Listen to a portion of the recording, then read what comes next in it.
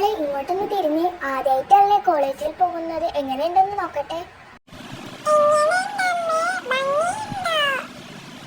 ആ മോളെ നല്ല ഭംഗിയുണ്ട്. അടുക്കളയിൽ ഭക്ഷണം എടുത്തു വെച്ചിട്ടുണ്ട്. മോള് വേഗം പാട്ടോ, അമ്മ പോട്ടെ.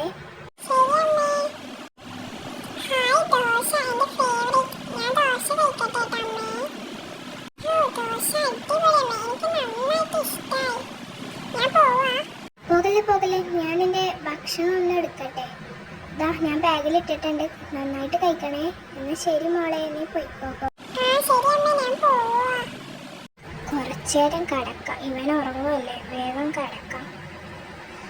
അയ്യോ അമ്മേ, എൻ്റെ ഊര, ഇനി അങ്ങ് കിടക്കാം.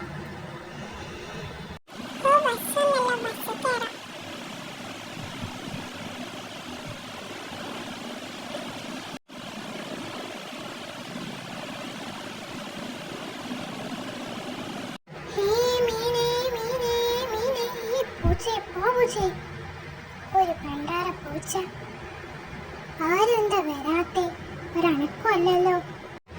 ആ രമണി ചേച്ചിയുടെ ശബ്ദമല്ലേ കേൾക്കുന്നേ, മീൻ പോയി മേടിച്ചേക്കാം. കുട്ടി ഉറങ്ങുമല്ലേ, ഉറങ്ങിക്കോ മോനെ, ഞാൻ പോട്ടെ, പെട്ടെന്ന് പോയി വാങ്ങാം. രമണി ചേച്ചി, മീനൊക്കെ എങ്ങനെയാ, നല്ല വിലയാണോ? അയ്യോ നല്ല വിലയൊന്നുമില്ല മോളെ, അമ്മ വാങ്ങിച്ചോ, രണ്ടെണ്ണം എടുക്കട്ടെ? എടുത്തോ.